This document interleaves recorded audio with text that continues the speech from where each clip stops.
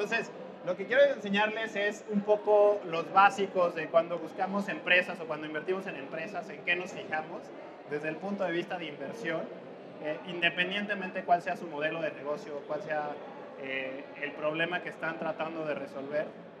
¿Alguien me podría definir qué es un negocio? O sea, una actividad que deje utilidades. ¿Qué son las utilidades? ¿Alguien me puede decir qué son las utilidades? Dinero. Ok. Entonces, lo primero que están haciendo es adquirir clientes. Tienen un costo de adquisición de clientes. ¿Cuánto debería ser su costo de adquisición de clientes comparado con cuánto venden el servicio? Este es un número que quiere decir si yo vendo mi app en 9 pesos o vendo mi servicio en 100 pesos o vendo la suscripción en 50 pesos, ¿cuánto debería yo estar dispuesto a invertir para atraer un cliente? Normalmente no sabemos y nos enfrentamos desde el punto de vista de emprendedores a, bueno, vamos a gastar 50 pesos en Facebook, 100 pesos en Google Ads, o vamos a hacer nuestras propias campañas en email, etcétera, y no estamos seguros de cuánto vamos a estar dispuestos a invertir. Desde el punto de vista inversionista, la primera ecuación o el primer incógnita que tratamos de encontrar es cuál es el costo de adquisición de tus clientes. ¿Okay? Esa es la primera ecuación que tienen que hacer, es decir, cuánta gente impactaron, con cuánto dinero les costó ese impacto y al final cuántos clientes hicieron lo que ustedes decidieron que hicieran. Esa acción al final del funnel o al final del embudo les deja dinero. Se supone que les debería dejar dinero. Pero se pone más complicado porque cuando adquieres un cliente no solo lo adquieres por un canal digital, lo puedes adquirir por un canal offline. Y dentro del canal digital hay dos tipos de marketing, ¿no? El inbound marketing, cuando tú vas y traes al cliente, o la parte viral, ¿sí? Cuando los clientes solitos se comunican entre ellos. La primera es relativamente fácil de medir porque tienes varios canales digitales que son como redes sociales, search, email, etc. Y por la parte viral es cuál es tu coeficiente de viralidad y cuánta gente empieza a hablar, cuánta gente empieza a tener engagement, cuánta gente está comentando, cuántos likes, cuántos followers, etcétera, etcétera. En Google, normalmente en México deberían estar dispuestos a invertir entre 50 y 100 pesos. ¿Ok? El problema de Google es que no pueden segmentar, ¿sí? No pueden decirle a Google que busque la gente que vive en Guadalajara, que le dio like a Campus Party, que están aquí. No pueden hacer eso. Lo más cercano que podrían hacer en Google es decirle que a las IPs de Zapopan les presente su publicidad. ¿Okay? Bueno, de ahí tenemos dos canales, esas redes sociales y search. ¿Qué otro canal digital de adquisición conocen?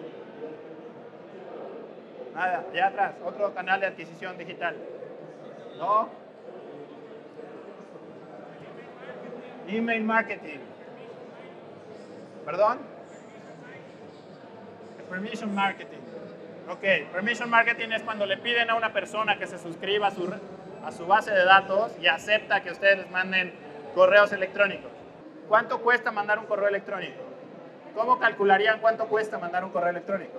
O sea, evidentemente el costo del procesamiento y del espacio de disco y todo eso es despreciable. El costo más importante de mandar un correo electrónico es medir cuánta gente se dejó de suscribir o se unsubscribe de tu lista, ¿sí? Porque mantener una lista de correo electrónico viva y que transaccione cuesta trabajo porque la tienes que ir alimentando y subiendo gente. Lo más costoso, y cuando spamean, es cuando la gente le da unsubscribe. Eso es el costo de mandar un email, ¿no? Un email masivo. Y el otro costo es cuando mandan muchísimo spam, es lo que le tienen que pagar a los servidores de correo para que lo saquen de la lista negra y puedan volver a enviar sus correos electrónicos. ¿Okay? Ese es el tercer canal de adquisición online, de adquisición digital. ¿Cómo se enteraron de Uber? Un amigo te dio un código para suscribirte. Ese es el cuarto modelo de adquisición digital, referrals, y es dar un código a alguien para que tenga un descuento y haga una sola cosa.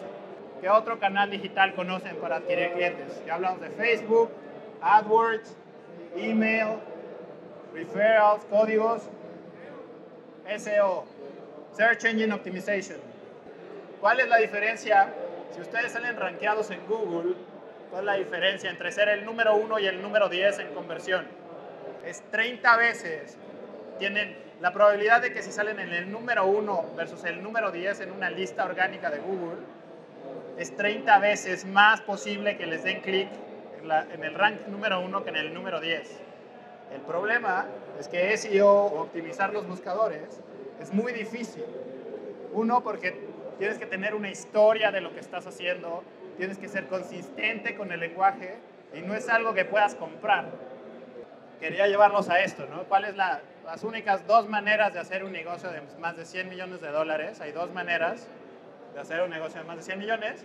Mi experiencia trabajando con SEO, se las puedo contar, es siempre tenía muchísimas agencias tratando de llevarse las cuentas de algunas de las compañías que manejaba. Para que se den una idea, mi presupuesto de marketing en mis picks, gastaba yo más o menos $200,000 al día en marketing digital. Y entonces todas las agencias querían tener nuestra cuenta.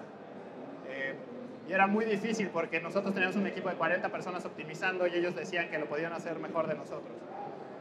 Y cuando les decíamos, ok, vea y hazlo y a ver si lo puede hacer mejor que yo, nunca regresaban. Les dábamos un presupuesto y decíamos, optimízalo, y nunca regresaban porque es muy difícil hacerlo, ¿no? Entonces, cuando encuentren una agencia o alguien les diga que lo puede hacer mejor que ustedes, no necesariamente le crean en el aspecto, sobre todo en SEO, del Search Engine Optimization.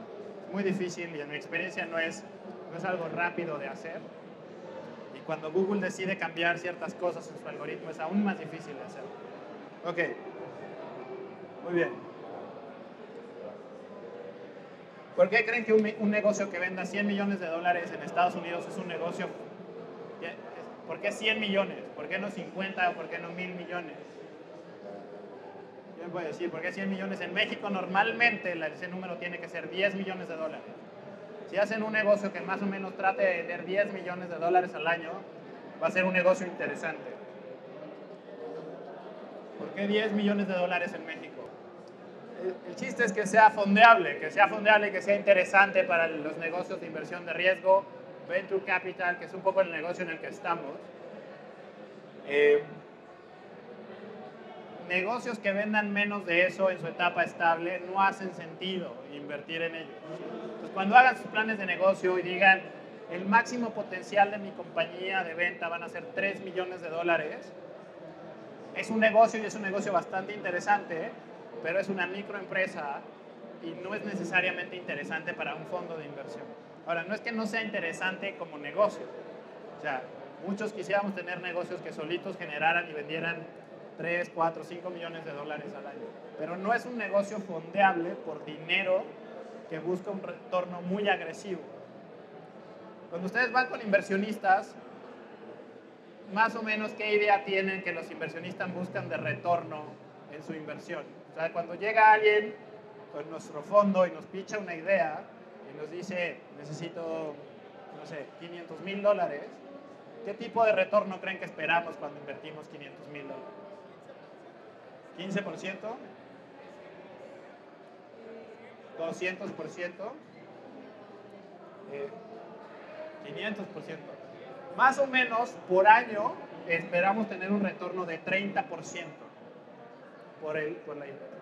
al cabo de 7 años más o menos de inversión, entre 5 y 7 años de inversión. Eso significa que queremos hacer como entre 3 y 4 veces el dinero que invertimos. ¿Por qué esperamos hacer eso en promedio por cada una de las compañías que invertimos? No porque seamos unos cerdos capitalistas y queramos eso, sino porque sabemos que más o menos entre 8 y 9 de cada 10 inversiones que hacemos van a fallar. Entonces necesitamos que las que sí lo hagan paguen las pérdidas que vamos a tener en las inversiones de las que no logramos. No tenemos miedo a que fallen las empresas, de hecho estamos en este negocio porque entendemos que van a fallar, pero entiendan que si no buscamos ese tipo de retornos, pues realmente no haríamos dinero, ¿no? Ahora, el otro componente que luego tampoco nos entienden, no es que sea dinero de nosotros solamente. O sea, nosotros invertimos una parte, pero otra parte tenemos inversionistas que nos dan su dinero para que nosotros decidamos en qué invertir. Y estos inversionistas, por contrato, nos piden un retorno más o menos del 20, el 30%.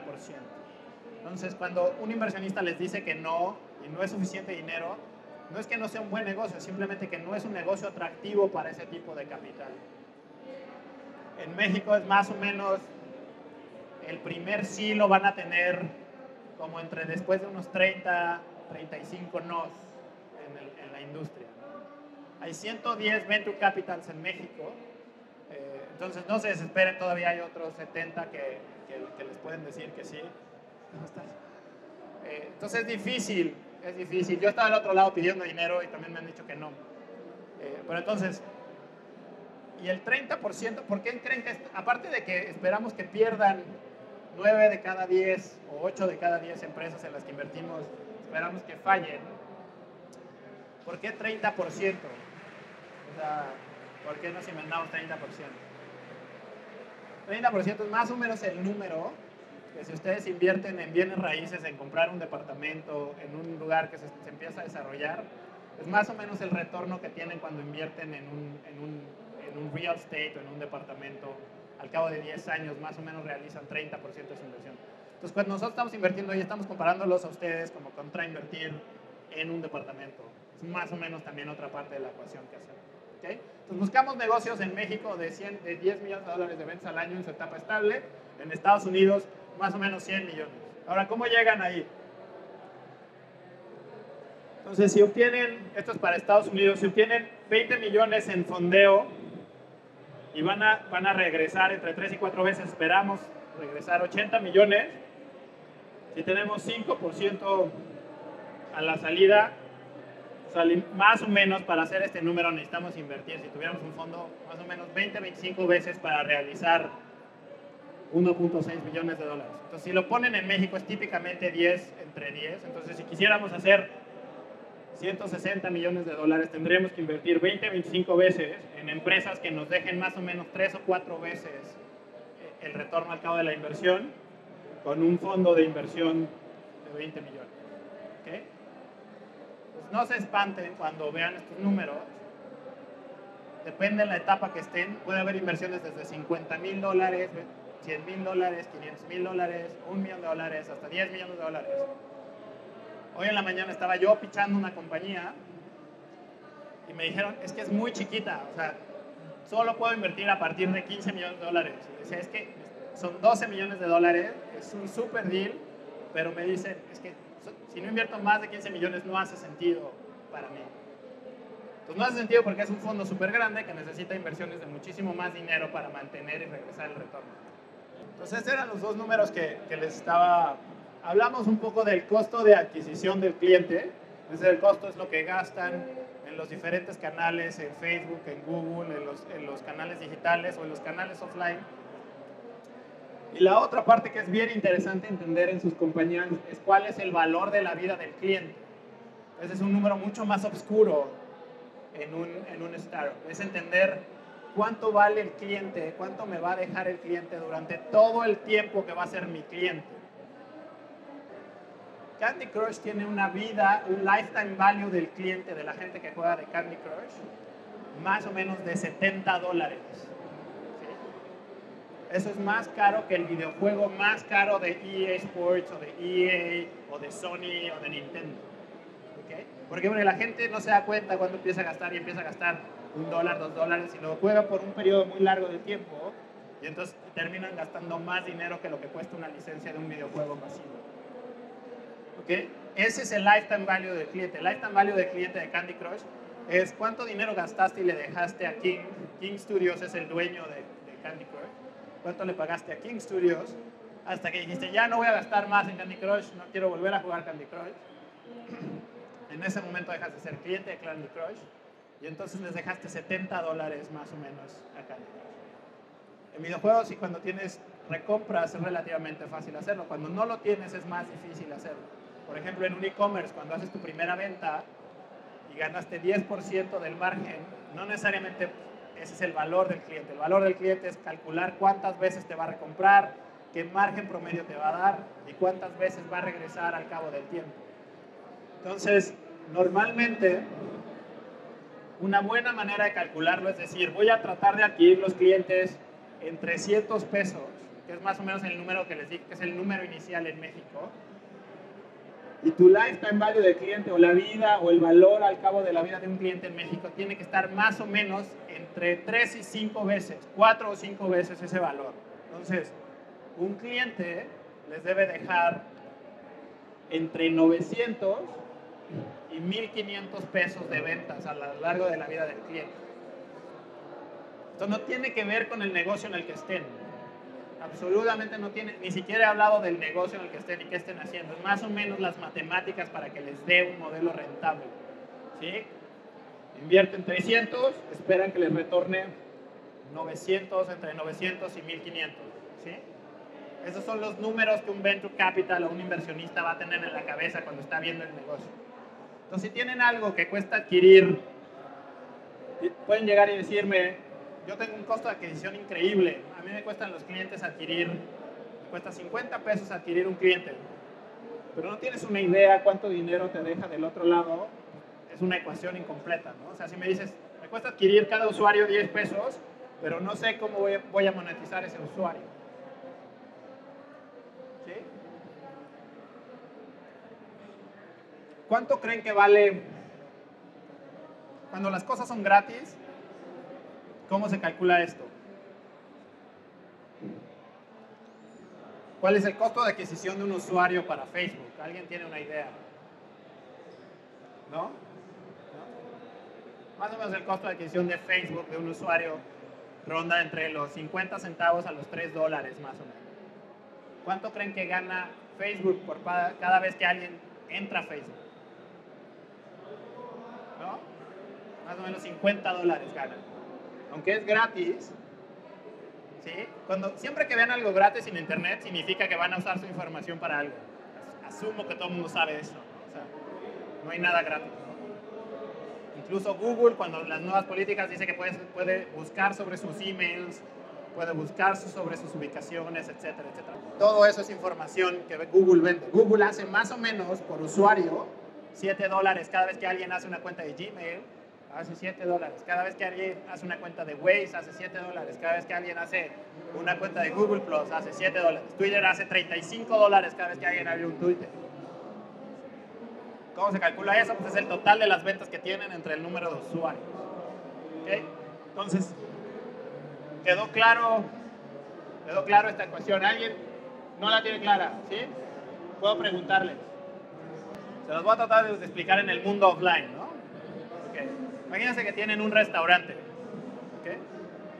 Entonces, tienen un restaurante, acaban de abrir un restaurante, el restaurante está aquí afuera de la Expo Guadalajara y ya tienen en el menú, que tienen 5 cosas, cada cosa la van a vender en 20 pesos y tiene un margen de 10 pesos. Entonces, cada vez que alguien les compre, tienen un margen de 10 pesos por lo que les compre. Entonces, abren las puertas del restaurante un lunes y empiezan a esperar que lleguen los clientes. Entonces va a haber varios clientes que van a llegar por casualidad, que van a llegar y se van a meter a tu restaurante y van a comprar una o dos cosas, pero vas a tener que hacer una promoción, vas a tener que atraer clientes a eso.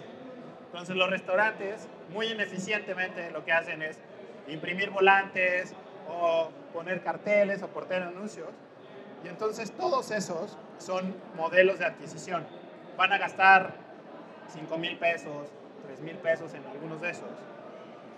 Y luego van a llegar clientes. Entonces van a tener que medir cuánta gente llegó con los flyers o con los volantes o cuánta gente vio el anuncio en un póster y van a llegar. El costo de adquisición es la suma de todo lo que gastaste en publicidad sobre cuántos clientes llegaron. ¿Okay? Ese es tu costo de adquisición de cliente. Pensando en un restaurante, en una fundita aquí afuera. El lifetime value es cuánto en promedio cada cliente compró en tu restaurante. Puede haber comprado una, dos cosas, pero en promedio imagínate que te compraron 1.7 cosas, entre los que te compraron 3 cosas y entre los que te compraron una. Imagínate que te compraron 1.7 cosas. Entonces en promedio dices que la primera compra de tus clientes es de 1.7. Entonces 1.7, dado los precios que tienes, pues más o menos la venta fueron 34 pesos porque en promedio vendes las cosas en 10 pesos y te compraron 1.7, en 20 pesos. Si te compraron 1.7 son 34 pesos. Okay. Si tienes 10% de margen, si tienes 50% de margen, más o menos te dejaron 17 pesos. ¿Okay? Ahora, La pregunta es cuántas veces van a regresar los clientes. Entonces vas a tener que empezar a medir. Pues llegó uno, y luego a la semana volvió, a la semana regresó, etc. Entonces te vas a dar cuenta que los clientes regresan en promedio cada 10 días y te vas a dar cuenta que después de 5 meses ya no viene. Entonces el lifetime value te compró 3 por 5, 15 veces te compró el cliente y te compró en promedio de 17, digo de 34, ese es el lifetime value del cliente. ¿Cuántas veces te compra antes de que ya no te vuelva a comprar? Entonces, si ese número es al menos 3 veces más grande que lo que te gastaste en publicidad, tienes más o menos un negocio que puede escalar. ¿Sí? Tienen que poder venderles más. Las compañías que venden software y venden servicios o modelos de suscripción, normalmente hacen 30% de las ventas hasta firmar un contrato y 70% de las ventas después de firmar el contrato. Entonces pueden venderles más y la otra es que duren más. Churn significa, es como el nivel, es el negativo de la recurrencia y es cuando un cliente te deja, ¿no? Entonces puedes hacer cosas como aumentar los features de tu producto, aumentar los servicios, das cosas gratis con el chiste de que un cliente no se vaya, porque si un cliente se va, no solo pierdes la venta, sino perdiste lo que invertiste en adquirir el cliente, ¿no? Es súper importante esto. La segunda parte de cómo llegar a 100 millones es que sea completamente viral. ¿Sí? Que no tengan que invertir tanto. ¿Quién me puede decir una compañía que invirtió muy poco dinero y se hizo muy viral antes de invertir mucho más dinero? ¿Cuál? Máscara de látex. Chiquita todavía, relativamente. Dropbox. Dropbox es una historia bien interesante porque ellos empezaron invirtiendo mucho y tratando de firmar clientes corporativos y se dieron por vencidos a punto de tirar la toalla y decidieron explorar el canal de usuarios y entonces despegaron, pero Dropbox invirtió poco. ¿Qué otro invirtió poco? Snapchat es de los que menos ha invertido en publicidad y que más ha crecido. Intenten distintos canales hasta que logren un costo de adquisición donde la ecuación les dé costo de adquisición sea un número y su lifetime value del cliente sea más o menos 3 o 4 o 5 veces esa parte, ¿no? O sea, es un poco el resumen. Les voy a decir más o menos en qué cosas invierto y qué tipo de tickets estoy invirtiendo. Invierto en negocios de tecnología que tengan un componente digital enfocado en servicios, de preferencia que sean servicios para mercados muy grandes, como mercados populares o mercados o cosas que le dé servicio a segmentos en México, entre segmentos C-, C o D, o sea, el sector popular. Y estamos invirtiendo en nuestro ticket mínimo más o menos $700,000. Típicamente quisiéramos invertir entre $1 millón y $1,5 millones de dólares. Les cuento de nuestras 2 inversiones que tenemos hasta ahorita. Tenemos una inversión en una compañía que hace les da acceso a Internet a unidades habitacionales que no tienen acceso a Internet, o sea que son unidades habitacionales de 10, 20 mil casas y le están dando acceso a Internet. Y nuestra segunda inversión es un modelo de venta directa de puerta en puerta, automatizado a través de aplicaciones, donde la gente va y vende cosas en tu casa. Es un modelo que se conoce como canvaseo, que es ir vendiendo puerta en puerta, pero es un modelo completamente digital, donde el inventario vive como si fuera un inventario basado en hormigas. Cada quien tiene un pedacito del inventario y se va juntando cuando se necesita. Son las 2 inversiones que tenemos hasta ahorita, de entre 10 y 15 mil pesos para invertir en marketing. Va a ser muy difícil que logren probar el concepto.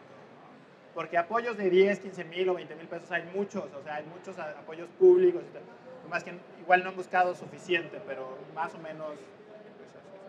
Porque si no, o sea, un poco en la cabeza, si no lograste conseguir eso, ya sea haciendo chambitas, poniéndole ahorros, haciendo cosas, o consiguiendo dinero público, no tienes suficiente con qué probar y cuando llegas te destrozan. Entonces, probablemente sí te puedo invertir, pero me voy a quedar con el 90% de la compañía, porque entonces voy a tener que yo tomar las decisiones, porque no he probado el modelo, no has probado el modelo. Entonces, más o menos entre 15 y 30 mil pesos es algo razonable durante un periodo de 6 o 7 meses. La pregunta es, si tengo un estudio de mercado, ¿qué tan relevante es o qué tan verídico es un estudio de mercado versus lo real que pasa en el mercado? son súper sesgados porque primero cuando le preguntas a alguien cuánto quiere pagar, típicamente se va a ir al lado bajo. O sea, está probado estadísticamente que típicamente contestan en el menos del 30% del rango de precio que das. Y son súper irreales. O sea, yo no confío en estudios de mercado. Es más, si veo un business plan con un estudio de mercado, le pongo una tachita porque, o sea, lo mejor es, a ver, vamos a gastar los 300 pesos, vamos a probar en cuánto adquirimos y vamos a probarlo. Entonces, en mi experiencia, menos del 10% de los estudios de mercado son exactos, ¿no? Y se lo puedo decir a las compañeras que hacen estudios de mercado como Ipsos y todos estos, igual. Hoy los emprendedores, más o menos en México, están haciendo prototipos entre 3 y 4 semanas. El más rápido que hicimos, la compañía más rápida que hemos hecho en México, la hicimos en 2 semanas y media, se llama Royal y es un sistema de servicio de envío de chupes a domicilio y va bastante bien. O sea, si tienes una empresa muy, muy buena que está generando mucho, nunca deberías pedir inversión, ¿no? El momento ideal es cuando el dinero que necesitas tiene dos componentes. Es un dinero que te agrega capacidad de crecer, o sea, porque ya estás topado, ya no puedes crecer más. Y es el problema es que si pudieras hacer más cosas, todas las venderías, ese es un buen momento para pedir inversión. Y la segunda es cuando necesitas que te abra puertas o que te agregue valor como persona o como gerencial, ¿no? O sea, se llama Smart Money. O sea, que ya llegaste y necesitas llegar a la siguiente etapa y necesitas a alguien que te ayude a gerenciar la empresa. Muy bien. Muchas gracias. Les repito, mi Twitter es @Ulrich. Mi fondo de inversión se llama Co-Founders Capital e invertimos en etapas de más o menos crecimiento de 12 a 18 meses de operación. Gracias.